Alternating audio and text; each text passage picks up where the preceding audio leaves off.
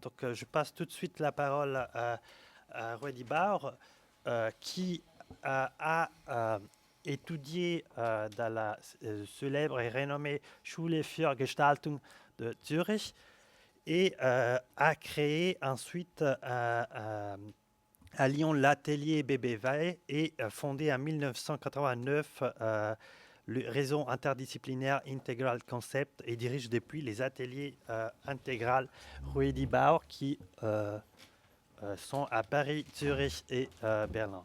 Il a enseigné longtemps et dans plusieurs institutions. Entre 89 et 96 aux Beaux-Arts de Lyon. À partir de 1985, il a enseigné à la Hochschule für Grafik. 15, mais c'est pas grave. Qu'est-ce que je dis? 1985-95. Ah, 15, pardon, oui. Hochschule für Grafik und Buchkunst de Leipzig. Il a été aussi recteur pendant 3 ans de cette institution. Il a enseigné, il a créé à la Zürcher Hochschule der Künste l'Institut de recherche design de contexte et il enseigne depuis un certain nombre d'années aussi à l'ENSA de Paris. Il faut mentionner qu'en tant que designer praticien, que véritable designer, a produit l'identité visuelle et signalétique du Centre Pompidou, du Parc de Chambord, de la Cité internationale de Lyon, de la Cité universitaire de Paris, du tramway de Reims, et il est celui qui a conçu et qui donc est responsable de l'identité visuelle et signalétique du réseau de métro du Grand Paris. Parmi ces publications, je me permets de signaler surtout ce magnifique livre Bilan Das Gesetz und seine visuellen Folgen, la loi et ses conséquences visuelles, qui est une très très belle réflexion sur la valeur normative des formes visuelles et du design en général. Merci beaucoup d'avoir accepté notre invitation, Ruedi. Merci pour l'invitation. C'est pas tout à fait simple de poursuivre derrière Alain. Mais d'une certaine manière, je crois que la manière dont je vais essayer d'expliquer une position qui m'est plus personnelle correspond à une certaine illustration peut-être de ce que Alain a essayé de mettre en œuvre. Je vais essayer d'insister sur 2 points. C'est cette relation entre pratique et recherche et en quoi elle arrive à avoir une vraie dynamique, comme tu l'as dit Alain, pour la discipline elle-même, mais aussi au-delà de la discipline, peut-être pour la société, puisque en tant que designer, on essaye quand même de travailler pour une certaine, telle que je le définis moi souvent, une sorte une tentative. On est entre transformation et qualification en permanence. La notion de transformation est très juste dans l'insatisfaction de l'état actuel des choses et dans la volonté d'aller au-delà. Et je dirais qualification, c'est une sorte de zoom en avant quand on commence à regarder ce qu'est le design. Et moi, j'aime à le définir en tant qu'interaction entre l'être humain et le non-humain. Qu'il soit environnement, qu'il soit signe, qu'il soit processus ou qu'il soit objet. Et quand je parle de l'humain, bien entendu, je vais à 100% dans la même direction en considérant que cet humain n'est pas uniquement celui pour qui l'on travaille, mais c'est aussi l'initiateur du processus de transformation et c'est l'acteur principal, je dirais, de la mise en projet de l'élément de design. Alors avant d'attaquer sur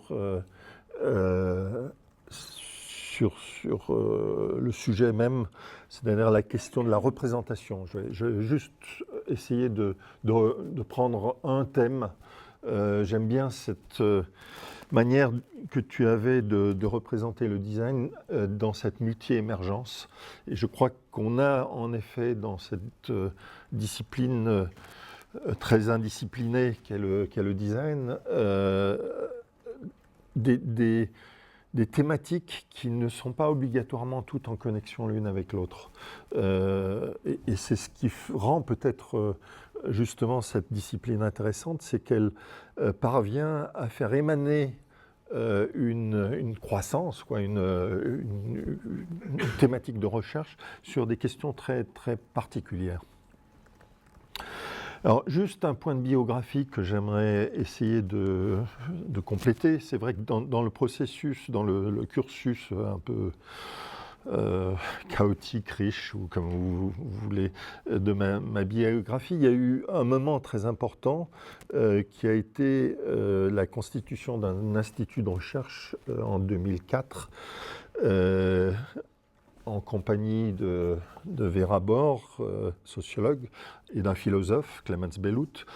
Comment arriver à mettre en œuvre un institut de recherche en design en début des années 2000 sur une position qui se voulait fortement politique, c'est-à-dire sur une insatisfaction à la fois de la société, mais insatisfaction aussi de la manière dont les designers traitent ces questions de société. Donc, double insatisfaction. Alors, bon, je dirais que ça, c'est le moteur. C'est l'élément qui fait avancer les choses, mais que j'aime à définir comme une sorte de mise en crise. Et je crois que dans la culture du design que tu as tout à fait parfaitement explicité, cette question de l'insatisfaction est absolument essentielle. S'il n'y a pas insatisfaction de l'état actuel des choses, il ne peut y avoir qu'un design superficiel qui consiste à dire je vais en changer la forme sans en changer la substance. Ce qui est malgré tout, disons, une des productions majoritaires de ce qu'est le design. Il faut l'avouer, il faut le dire. C'est-à-dire que bien une grande partie de ce qui est produit en matière de design, c'est de l'insatisfaction esthétique ou c'est de l'insatisfaction technologique, mais ce n'est pas de l'insatisfaction sociétale, de l'insatisfaction qui consiste à essayer justement de qualifier cette interaction entre l'être humain et son environnement. Donc ce moment pour moi a été fondamental puisqu'il a d'une certaine manière officialisé cette chose que je cultivais sans en connaître la culture,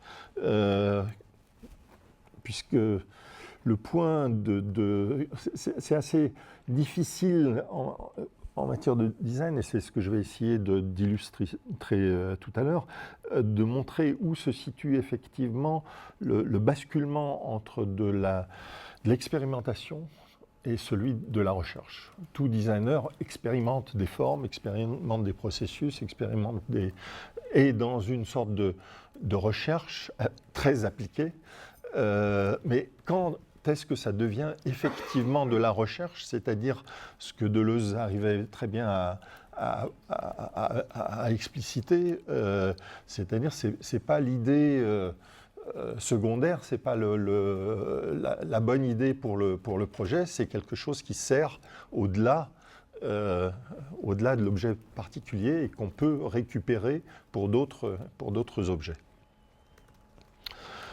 Donc, la confrontation à ce qui dépasse la commande même et confrontation à ce qui dépasse la commande qui nous est posée et la confrontation peut-être aussi avec, et c'est comme ça que je le définis dans cette dialectique pratique recherche, confrontation avec ce qui ne fonctionne pas.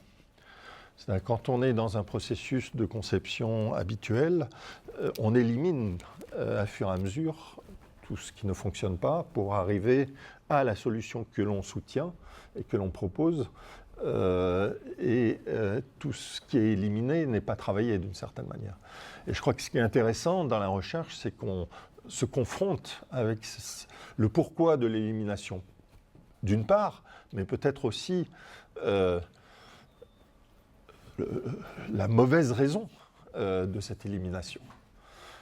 Et c'est là où on remet en question peut-être justement des parties de cette culture du design qui, comme toute culture, fonctionne avec du mimétisme, fonctionne avec des éléments superficiels qui consistent à répéter des processus et à pas toujours les interroger totalement. Donc il s'agit bien d'une recherche pour la société, pour la discipline, et dans le meilleur des cas, et je crois que c'est le point qui aujourd'hui est assez intéressant pour nous, c'est une recherche qui semble inspirer d'autres disciplines, qui semble interroger d'autres disciplines, qui semble intéresser d'autres disciplines, et donc qui nous permet de venir dialoguer avec ces autres disciplines. Et par ce fait-là, et je suis d'accord avec ton cercle, par ce fait-là, enrichir ce trou qui, je l'espère, deviendra à un moment ou à un autre autre chose qu'un trou. Tout en devant maintenir la multiplicité de ce contenant, de cet espace qui est peut-être très juste aujourd'hui comme n'étant pas rempli. Puisque design aussi, et je crois que tu l'as un peu évoqué, se trouve entre des questions de technologie, des questions d'anthropologie et puis des questions de création et de forme. Et il ne faut pas, je crois, perdre de vue ces deux derniers aspects qui, peut-être dans le processus actuel, sont un peu mis de côté.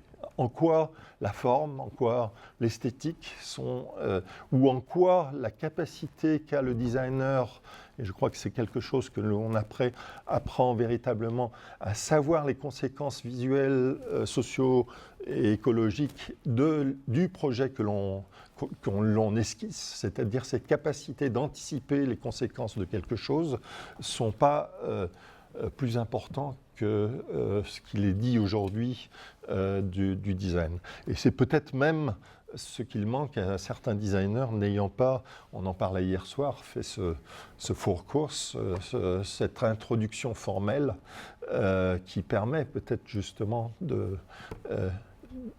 faire projetation. Et j'aime beaucoup le terme italien de la projetation, qui, même si aujourd'hui il est un peu remis en question, semble, je crois, avoir son importance pour que design reste lié à un élément qui est important dans la définition aussi du design, c'est en quoi l'aspect visuel peut participer de cette qualification de l'interaction entre l'être humain et le non-humain. J'insiste sur ce point peut-être parce que Alain n'a pas beaucoup traité de cette partie et qu'aujourd'hui, le design se dirigeant justement fortement vers des discussions qui sont extérieures au fait du design même, cette partie est parfois oubliée, alors qu'elle me paraît centrale. Et ce qui fait que parfois nous confrontons à du design que nous ne reconnaissons pas en tant que design, et ce qui fait aussi, je crois, qu'une partie de la discipline a du mal avec la recherche. Et je crois que là, il y a à travailler. Je ne dis pas que les uns ou les autres sont dans l'erreur, mais il y a à travailler sur ce point de l'esthétique, malgré tout. Donc, la question que j'essaye de poser indirectement dans cette intervention, c'est est-ce que cette relation entre pratique et recherche peut générer une théorie du design. Et je vais très volontairement faire parler de choses très banales, d'un cursus personnel, pour essayer de montrer justement où est-ce que ça bascule dans de la recherche, où est-ce que... Voilà, le premier travail que j'ai fait en 83, c'est une commande d'un catalogue. C'est un catalogue d'art. Sauf que la question de la contextualisation, c'était un catalogue pour une exposition qui ne se trouvait pas dans un musée, mais qui se trouvait dans un quartier. Et ce pas me faisait penser qu'il était absolument nécessaire de sortir aussi du livre traditionnel pour essayer de rentrer dans un objet signalétique, un objet qui pouvait se lire dans un processus, qui pouvait se lire avec d'autres formes, je dirais, de narration que celles que pouvait avoir le livre. Donc qu'est-ce que c'est que ça ? C'est une expérimentation très liée à un cas particulier d'une exposition, etc. Donc c'est un projet. Ensuite, à partir du moment où on commence à se trouver non pas dans la fabrication de l'objet unique, mais dans la fabrication d'une sorte de lien, de relation entre des éléments pour mettre en œuvre la question qui aujourd'hui dans notre société libérale est peut-être presque un peu pathologisée, qui est la question de la reconnaissance. Reconnaître les éléments comme étant rattachés à un auteur ou à une entreprise ou à une institution se pose bien entendu des questions formelles qui consistent à dire comment arriver à mettre en œuvre cette interaction, non pas par rapport à l'objet unique, mais par rapport à un tout. Et donc, ça veut dire mettre en œuvre des relations entre des objets entre eux et commencer à concevoir ce que j'aime à définir le langage visuel. Donc, et quand je dis langage visuel, tout de suite, et ça c'est des projets qui ont été élaborés dans les années 80, je commence vraiment ma chronologie, tout de suite pose la question de en quoi reconnaissance nécessite répétition du même, ou en quoi on peut se libérer de cette chose-là et s'engager dans des voies ayant trait à la ressemblance, ayant trait à des liens indirects qui permettent de mettre en action, d'une certaine manière, un processus de reconnaissance. Et qui permettent aussi de contextualiser chacune des parties, de la relier avec un sous-thème et en même temps d'avoir cet élément de reconnaissance. Autre problématique dans la question de la reconnaissance, et qu'on a abordé dès 1986 pour la Villa Arson-Nice, c'était comment remettre à une institution un outil qui lui permette de produire lui-même ce langage visuel qui se veut à la fois reconnaissable et en même temps le plus différent possible. Donc je dirais qu'on a en 86 essayé, et là j'étais dans une sorte de crise, ayant appris en Suisse ce qu'était le corporate design, c'est-à-dire comment on définissait des modes de représentation d'entreprise et comment devait fonctionner la maîtrise d'une certaine manière visuelle d'une entreprise pour qu'elle soit reconnaissable souvent sur des territoires internationaux, voire globaux. Se poser la question, est-ce que toutes ces choses apprises et qui se basaient fortement sur le répétitif étaient justes dans des questions d'institutions culturelles et surtout dans des systèmes bien moins autoritaires que les entreprises. Les entreprises, même si on appelle ça libéral, sont bien entendu la structure la plus autoritaire qui existe et qui arrive parviennent à mettre en œuvre des systèmes de représentation absolument parfaits. Et on était à l'époque dans cette recherche de la représentation parfaite, donc manuel, charte, tous les outils, y compris de répression, qui permettent de construire une représentation visuelle au niveau international basée sur des règles graphiques, etc. Comment faire, en sachant que dans une institution, une administration, ça ne marche pas. Même la secrétaire de base se fera un plaisir de remettre en question, de bidouiller. Donc, ce n'est pas avec l'autoritarisme qu'on peut faire ça, surtout dans une institution située au sud de la France, à Nice. On est sûr que ça ne marche pas. Donc, comment renverser complètement le processus et considérer que ce n'est pas à coup de charte qu'on y arrive, mais peut-être qu'il faut mettre au point une sorte d'outils qui permettent de faire. Et c'est un peu, voilà, c'était ce deuxième temps de réflexion. Est-ce qu'on peut constituer des outils qui permettent à des non-graphistes de mettre en œuvre, de générer des supports. Ensuite, c'est passé un troisième moment. C'est tous nos clients, toute institution se veut évolutive, se veut dans le vent, se veut changeante. Est-ce que c'est juste que nous représentions ces institutions avec des systèmes qui sont fixes? Donc ça, c'était en 89, 90, je crois, le début du MAMCO à Genève, où on s'est posé la question, est-ce qu'on peut voir une institution culturelle comme une machine temporelle, qu'une machine qui développe des systèmes de visibilité temporelle? Est-ce qu'on peut penser le musée en tant qu'objet de représentation qui permet à la fois d'avoir des éléments de durabilité et des éléments de... voilà. Donc une sorte de remise en question également, mais toujours dans le cadre d'une commande, remise en question de mode de représentation. Et dès les ans 2000, c'était un des moments où je me suis posé la question, aussi dans le cadre professionnel, de qu'est-ce que c'est un... Donc c'était un concours pour les festivités de l'an 2000, et il me semblait absolument inconcevable que...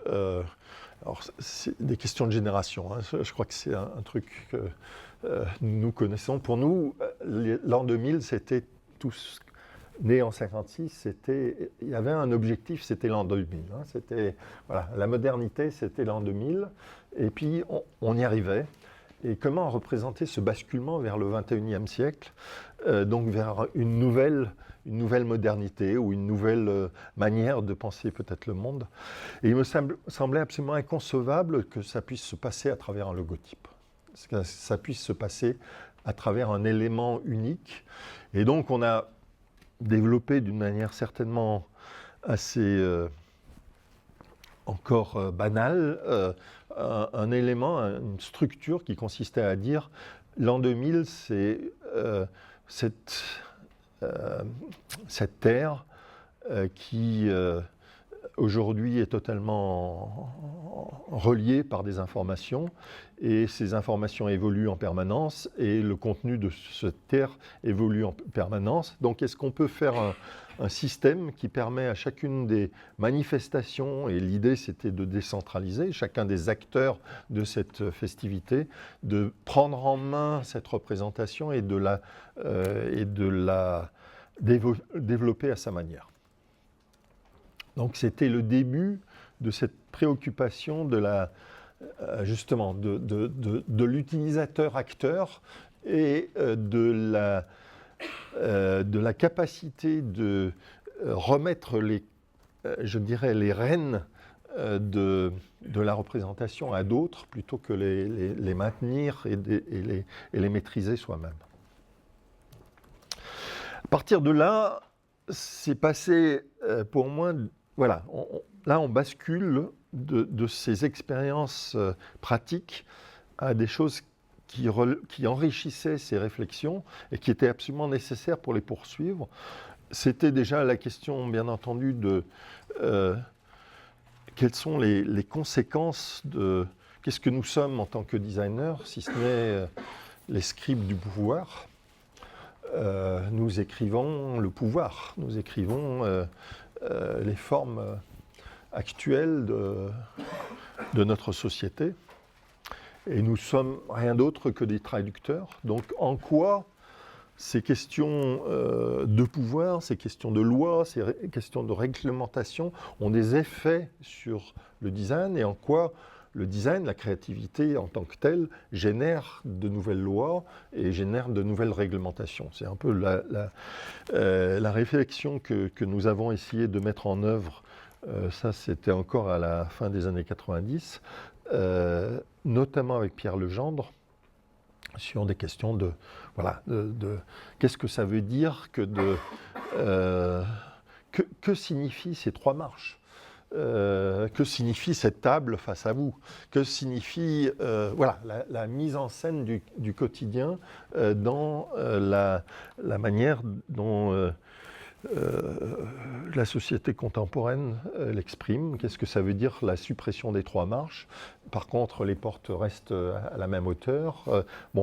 Où se situent les marques du pouvoir actuel, comment on représente l'autorité, y compris de manière ludique. Qu'est-ce que ça veut dire que ces représentations, par exemple, de l'autorité policière d'un pays à un autre, est-ce qu'il y a reconnaissance ou est-ce qu'on peut considérer que ça fonctionne même s'il n'y a pas vraiment reconnaissance, etc., etc. Mais aussi comment le pouvoir se représente et est-ce qu'il y a véritablement des transformations qui ont été faites depuis la royauté, depuis ces premiers emblèmes et ces premières manières de se représenter à travers des signes. Et qu'est-ce que signifient finalement ces parades et autres moments de représentation et par rapport à ça, qu'est-ce que le design? Qu'est-ce que nous produisions en tant que designers et comment on met en œuvre ces choses-là? Et comment ça s'exprime, bien entendu, sur les questions de démocratie, sur les questions, est-ce qu'il y a des alternatives au pompeux, etc., etc. Alors tout ça, c'est élaboré, c'est pensé à des moments où, en parallèle, on travaillait sur des questions de représentation d'espace public, représentation de territoires politiques, notamment celui de la ville de Nancy, qui est à la fois, je dirais, un succès et un échec, puisque ce qu'on a essayé de mettre en œuvre à l'époque, c'était de se dire il y a une sorte de disparition de la notion d'identification à fur et à mesure qu'on se rapproche du territoire.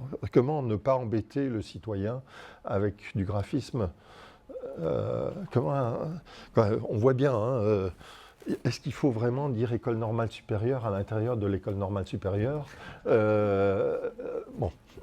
Donc comment on pourrait travailler sur cette disparition et en considérant que, bien entendu, il y a des endroits où c'est nécessaire. Je passe, c'est pas plus intéressant que ça. Je rebascule vers des questions de recherche et c'est vrai qu'on a développé à l'ENSAD, mais aussi à Zurich en parallèle, ces questions et à Genève, pardon, à la aide, ces questions qu'est-ce que c'est aujourd'hui le brand, donc la marque, qui sont vraiment des formes fortes de représentation actuelle, et en quoi cette idéologie de la marque transforme la démocratie.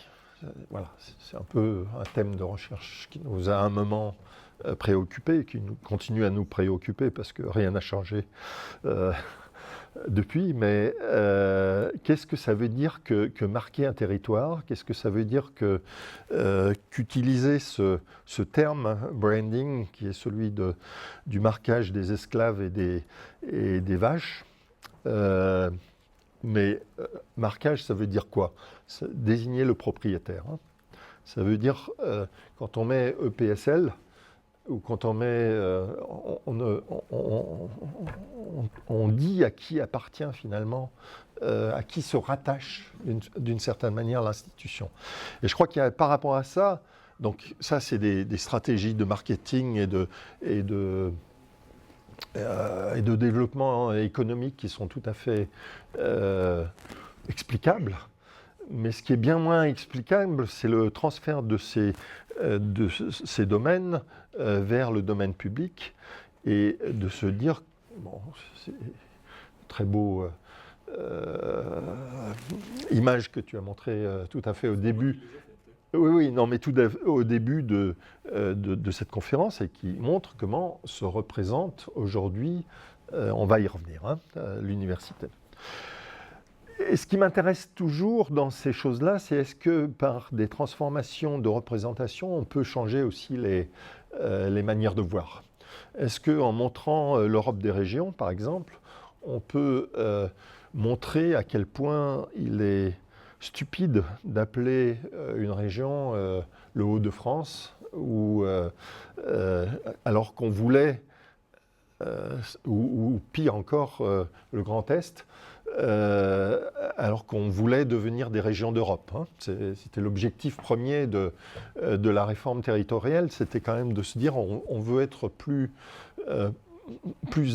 à même d'être à la hauteur de ce qu'est l'Europe future, et on nomme son territoire non pas en relation à l'Europe, mais à la nation, ce qui me paraît être un vice de forme assez important.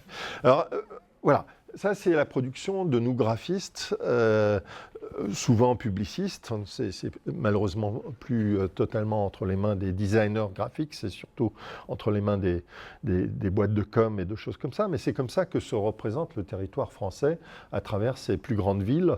Et on voit bien que c'est fortement inspiré c'est presque une devinette. C'est quoi la ville là-dedans? Qu'est-ce qui fait le plus sérieux? C'est quand même le laboratoire. Voilà. Et ce qui fait le moins sérieux, c'est l'espace public. Voilà. Donc, qu'est-ce que ça veut dire que ce mimétisme? Qu'est-ce que ça veut dire que je dirais même, c'est copier-coller, qui aujourd'hui sont soit inconscients, soit conscients, mais qui, ces transferts de visualité, qui fait qu'aujourd'hui l'espace public n'arrive pas à se représenter d'une manière différente de l'espace commercial. Sans parler, bien entendu, de l'espace de Disneylandisation qui touche une grande partie de notre territoire. Si on fait la collection et l'analyse des systèmes de représentation, on est quand même très fortement dans ces choses-là. Je trouve qu'il y a eu un moment de basculement où les questions de représentation des régions ont commencé à faire sens. C'est au moment où on les a mis sur les plaques minéralogiques. Parce qu'on a vu, en fait, très facilement que 90% des signes ne faisaient pas sens, ne fonctionnaient pas, etc., etc. Que parfois, ça marchait mieux quand c'était même des blasons que quand c'était des choses plus contemporaines. Voilà, et que tout ça, c'était quand même de la tarte à la crème et pas vraiment des choses intéressantes. Alors, en approfondissant un peu ces choses, c'est vrai que là, je tire ça d'un appel de candidature pour un concours pour la nouvelle région. Ça y est. Oui, Occitanie, qui a cette chance de relier deux anciennes régions, mais qui se référaient d'une certaine manière quand même à la même chose, en sachant qu'ils ont un gros problème, c'est la présence de la Catalogne dans une partie de cette région qui, sous le nom Occitanie, n'est absolument pas représentée. Et donc la question qui leur est posée aujourd'hui, c'est comment vont-ils se représenter dans cette union? Est-ce qu'ils vont faire fi de tout ça et créer autre chose, ou est-ce qu'ils se réfèrent à l'histoire? Et donc, bon, j'ai fait une sorte de présentation qui essaye de montrer en quoi, même si on fait fi de l'existant, il faut quand même le faire d'une manière un peu sérieuse, parce qu'il y a des choses qui se lisent, il y a des choses qui font sens, et c'est vrai que quand on se confronte à la question de l'armoirie, on voit bien en quoi il y avait y compris des régions occupées par l'Angleterre, par la Grande-Bretagne, mais qui se lient aujourd'hui tout à fait. Il y a des relations entre... voilà, donc c'était l'état des blasons des régions et leur équivalent logotypique. Et c'est vrai qu'on ne peut pas être très fier de ce qu'on produit actuellement en matière de signes. Et je dirais qu'en traitant de cette partie-là, on est même plutôt privilégié dans la raison des choses, quoi. Ce qui est intéressant aussi, c'est qu'on fait, par exemple, si on voit l'Aquitaine, qui a complètement fait fi de son histoire, mais si on commence à inclure les régions du nord de l'Espagne, on voit qu'il y a en effet une sorte de logique régionale, intranationale, qu'il s'agit de respecter peut-être à travers ça. Je passe très vite, mais c'est juste pour dire un état, une manière dont on peut, avec une analyse, montrer des choses qui sont proches de notre réalité actuelle.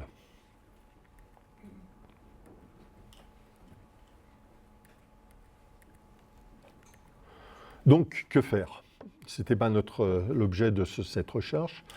Aller chercher des références ailleurs qui montrent que c'est tout à fait possible de relier un blason à un logo, que ce n'est pas toujours nécessaire de tout effacer, et montrer aussi, et ça c'est par exemple une chose qui est importante, montrer que la culture des logotypes français est quand même plus infamant encore que bien d'autres pays.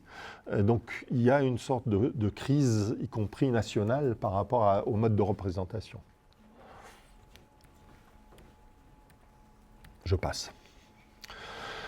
Alors, voilà, je rebascule vers des choses qui ont trait à la commande, et c'est là où on voit que l'un nourrit l'autre et permet de reconsidérer l'autre. C'est vrai qu'en fonction de ces études, à un moment, quand on a été sollicité à participer à un concours sur la métropole bordelaise, on s'est posé la question, qu'est-ce que ça veut dire? Qu'est-ce que ça veut dire que de représenter cette nouvelle communauté de communes?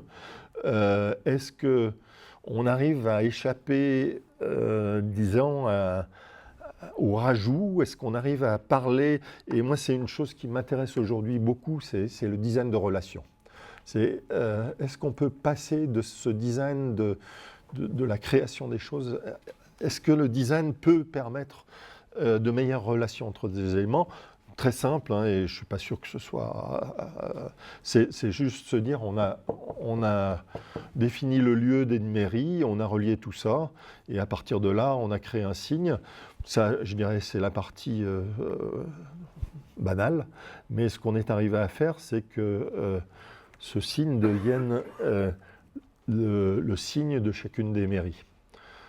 C'est-à-dire qu'on a commencé à permettre l'appropriation de chacune des sous-parties, et plutôt que de dire une métropole, ça se définit par le plus fort, ça peut aussi se définir par l'association, la relation entre les différents éléments.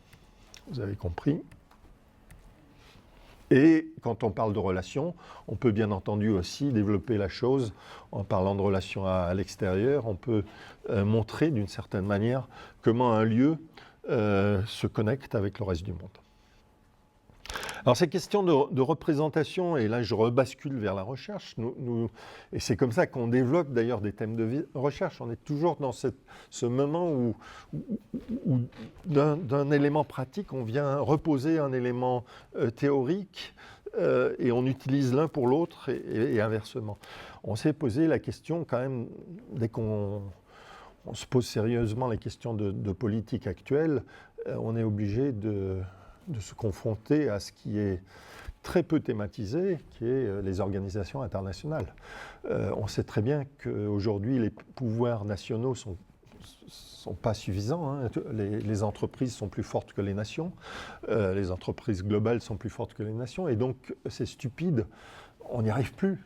On n'arrive plus à résoudre les questions, si ce n'est par de l'isolationnisme, ce qui n'est pas non plus la solution, à combattre ces logiques marchandes internationales. Et donc, c'est bien le rôle de ces organisations internationales de résoudre à la fois des questions sociaux, des questions écologiques et des questions économiques et juridiques au niveau international. Qu'est-ce que c'est ? Qu'est-ce que c'est que ces choses ? Alors, on voit bien qu'on se situe là dans une sorte de froideur et de distanciation extraordinaire par rapport aux citoyens. Donc on est bien dans l'obscurantisme, on est bien dans quelque chose qui n'est pas là pour être à notre interaction. Et donc cette question de la représentation de ces organisations internationales, pour nous, elle désigne y compris la dimension antidémocratique qui se situe à ce niveau-là. Donc, on ne peut pas dire tout à fait antidémocratique, mais disons peu démocratique, par le fait que ça passe par les pays et qu'il y a une sorte de contradiction entre toutes ces questions de veto de certaines nations par rapport aux vraies questions. Toutes ces choses se décèlent d'une certaine manière dans la représentation de ces lieux. Il est intéressant de comparer ça avec les ONG et avec d'autres choses. Et bon, on en a parlé hier soir, en quoi ces ONG sont aussi des obstacles. Ils sont à la fois, bien entendu, des aidants, mais les ONG ont ce mal aujourd'hui de dépasser, et je pense que bien des crises se définissent par ça, de dépasser cette attitude je vais la définir comme chrétienne, du médecin blanc, de la technologie blanche et de la victime. Bien entendu, si possible, non blanche, parce que sinon, ça ne marche pas, quoi. Mais voilà. Je suis méchant en disant ça et je n'ai pas le temps de l'exploiter, mais je pense qu'il y a une vraie crise des ONG et de leur représentation aussi. Alors je vais venir j'ai encore un bon quart d'heure. Un thème qui est celui principal de mon exposé, c'est la représentation du savoir. Et je vais parler indirectement de PSL, je vais parler d'une recherche qu'on a fait à l'ENSAD sur ce qu'on a appelé le campus du quartier latin. C'était avant la création de PSL, et c'était la revendication de créer un regroupement d'universités qui soit géographique plutôt que d'être stratégique, en considérant que le quartier latin regroupe, c'est le plus grand campus du monde, voilà, qui existe. Et puisque la stratégie des regroupements a trait à Shanghai, on voit très bien que le quartier latin a 170 000 étudiants, on est bien au-delà de Harvard et de tout ça, et on est dans une surface qui est équivalente à d'autres. Donc ce qui nous a intéressés ici, c'est comment, avec des stratégies de design, peut-on rendre lisibles des choses invisibles ? Peut-on rendre compte de réalités qui nous échappent pour des raisons... je pense que le quartier latin a beaucoup souffert finalement après coup de mai 68 et a été démantelé aussi. Mais je dirais qu'il y a de beaux restes. Et depuis 68, on est dans une une sorte de position de résistance, donc de non-représentation de la valeur des choses. Donc on est toujours en train de se dire, par exemple, est-ce que je l'ai mis comme... Non, je ne l'ai pas mis. Oui, il y a de moins en moins d'écoles, c'est pas vrai, etc. etc. Bon, je ne vais pas broder sur ça. Mais ce qui nous paraissait intéressant, et on a travaillé là avec Bruno Latour sur ces réflexions, c'est de se dire comment finalement rendre plus accessible et plus interdisciplinaires nos écoles, qui sont des écoles dont la sécurité fait qu'elles sont quasiment inaccessibles. Essayez d'entrer à l'ENSAD, qui est juste à côté. On se partage ce beau jardin au centre, mais il est grillagé, il est partagé par... voilà. Nous sommes séparés tout en étant dans un même organisme commun. Et donc, comment arriver à finalement recréer cette interdisciplinarité qui est au centre de la volonté de chaque université et au centre, bien sûr, de ces choses-là? Est-ce qu'on sait penser d'une manière urbanistique alors, prenons PSL, prenons la rue d'Ulm.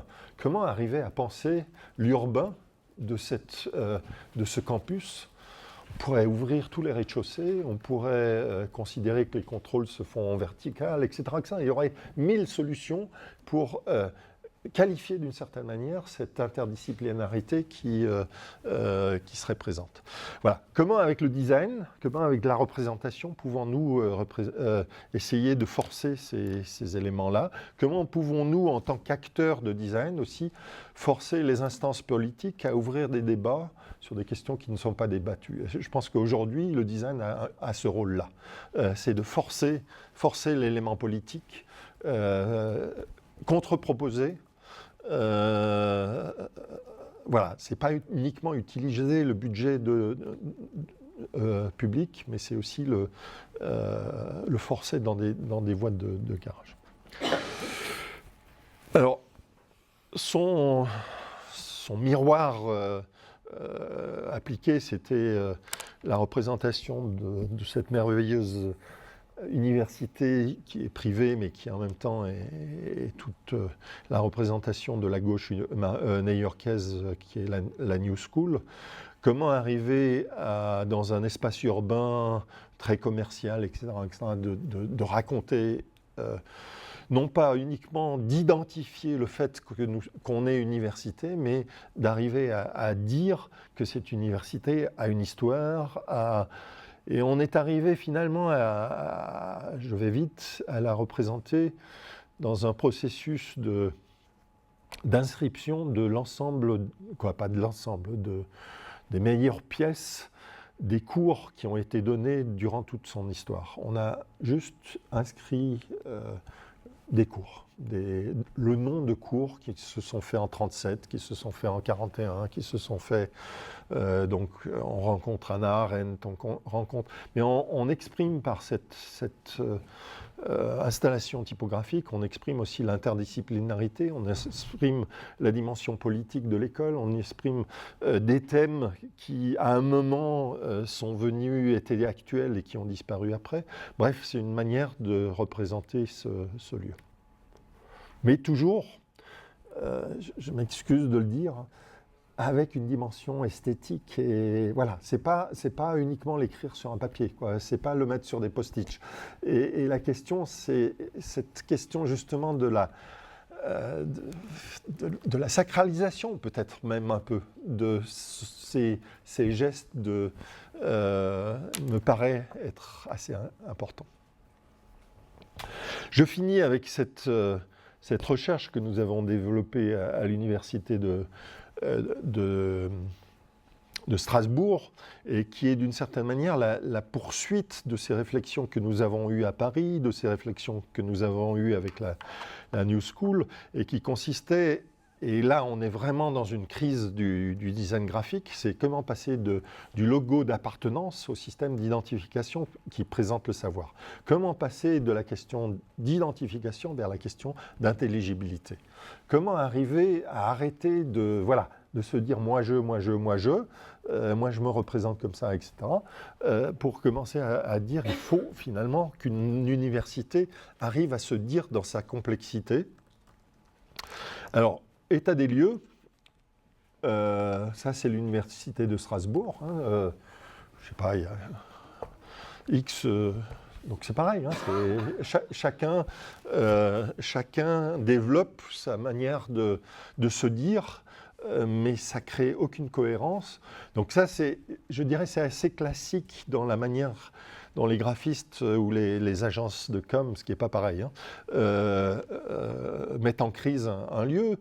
Je dirais que les uns ensuite disent, du coup, il faut unifier tout ça, et on fait disparaître toutes les différences, et on fait disparaître finalement la vie même de l'université.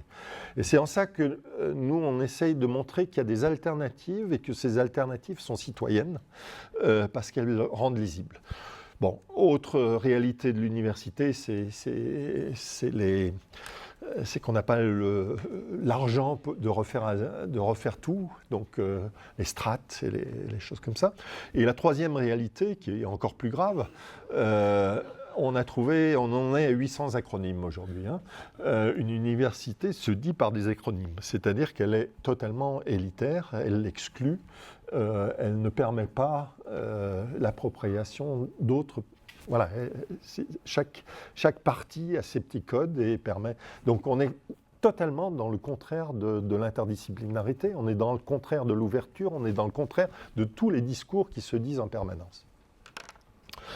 Voilà, c'était l'exemple pour bien montrer que c'est codifié, et bien entendu, chacun de ces acronymes dans un organisme aussi important que celui-là peut avoir des nominations, et a même des nominations complètement différentes. Donc il y a 3 CMS qui désignent, ou 5 qui désignent des choses différentes. Mais on a aussi, en matière d'université, des vrais besoins d'intelligibilité. Celui qui commence un doctorat doit savoir à quel point c'est difficile de savoir qui fait qui et qui est à quelle compétence, surtout quand il veut s'éloigner un peu de cette discipline et mettre justement son projet au centre. Comment arriver à avoir une sorte de cartographie des compétences? Alors on a développé pour l'université de Strasbourg cette mode de représentation assez simple qui consiste à dire toute personne qui a la compétence d'encadrer une recherche va avoir une sorte de portrait visuel qui lui permet à la fois d'inscrire son propre thème de recherche, mais de faire ressortir en fait l'ensemble des thèses qu'il a accompagnées et de faire une sorte de portrait poétique indirect de finalement des sujets qui l'intéressent et par ce fait-là d'arriver à donner des familles et de permettre de sélectionner. Je vais vite encore. Ce qu'on s'aperçoit, c'est que tous les organigrammes traditionnels ne fonctionnent plus parce qu'on est dans une complexité tellement importante. Ça, c'est 1/9 de l'université et ça, c'est les cours qui sont donnés dans l'université. C'est pas comme ça qu'on peut le représenter. Il faut y aller différemment. Ensuite, autre problématique, c'est que pour les mêmes choses, on a des terminologies différentes. Hein, donc, c'est des terminologies qui émanent à la fois de réglementations ministérielles ou de bien vouloir. Bref, on est là aussi dans une sorte d'illisibilité totale de la chose. Donc, ce qu'on a proposé déjà par rapport à ça, c'est de se dire tout laboratoire, d'une certaine manière, même s'il s'appelle l'unité de service et de recherche, va porter le terme laboratoire et on va distinguer justement quand on parle de quoi. On va essayer de dire, là on parle d'un laboratoire, là on parle... Et c'est déjà un début qui permet de rendre lisible. Donc on a 350 structures, 820 acronymes. Comment arriver à rendre tout ça lisible? Je passe vite. Hein. Donc on utilise bien sûr l'intranet et Internet. Je passe, sinon on ne va plus avoir le temps de... Ce qui nous a paru essentiel, c'est parce que tout lieu universitaire est totalement encombré d'informations qui n'ont rien à voir avec le savoir, c'est de séparer clairement quand est-ce qu'on quand est-ce qu'il s'agit de ce qui nous occupe et quand est-ce que c'est administratif, quand est-ce qu'on parle de tout finalement. Et on sait que 90% des informations imprimées dans une université ont trait à l'université même et pas au savoir. Donc comment considérer qu'on a d'une part une manière de représenter ce savoir, une manière de représenter l'institution universitaire en tant que telle. Donc ça a à voir bien sûr avec l'écriture des thèses, mais ça a à voir aussi avec la nécessité que le savoir soit open source et soit accessible à tous. Par contre, l'université peut encore se considérer comme relevant d'une sorte de particularité et signifier sa particularité. Je passe vite, donc tout un travail de typographie. Ce qui nous a paru important, c'est de ne pas détruire ces logotypes, ces nombreux logotypes en présence, puisque logotype naissant, ça veut dire qu'il y a un besoin. Il y a un besoin de dire, moi, je suis différent de mon voisin qui est juste à côté.